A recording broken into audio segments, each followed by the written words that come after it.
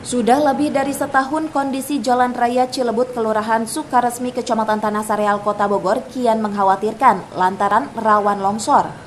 Selain dipenuhi titik abrasi, permukaan aspal juga mulai retak dan menggantung di atas tebingan kali baru yang hanya dibatasi pagar darurat. Apalagi beban kendaraan di jalur utama penghubung kota dan kabupaten ini setiap harinya padat sehingga rawan amblas.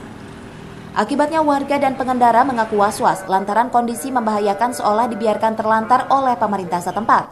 Padahal sebagian area pembangunan kompleks sudah dipasangi turap. Sementara pihak kecamatan mengaku telah melaporkan kondisi jalur tersebut ke pihak Provinsi Jawa Barat. Pasalnya perawatan jalan penghubung stasiun Cilebut ini merupakan tanggung jawab provinsi. Setahun lebih lah.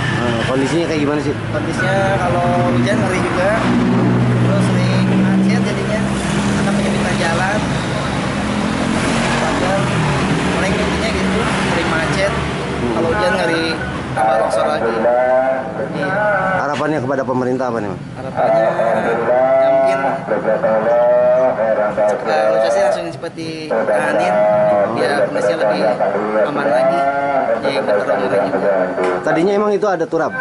Tadinya nggak pernah nggak ada turap. Nggak ada turap, bro. Cuman pernah longsor. Pernah longsor. Yang rawan longsor?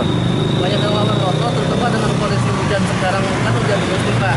Nah, dengan kondisi jalan seperti yang begini, ya minimal lah longsor-longsor yang jalan-jalan pinggir kali ini diperbaiki Pak. Oh gitu. Intinya. Dari pantauan kita. Iya benar. Itu jalan mulai dari Cilebut Raya ya, resmi yang ke arah Cilebut sampai Bojonggede itu memang jalan provinsi yang menghubungkan Kota Bogor dengan kabupaten. Dan jalan itu seiring dengan rel kereta api.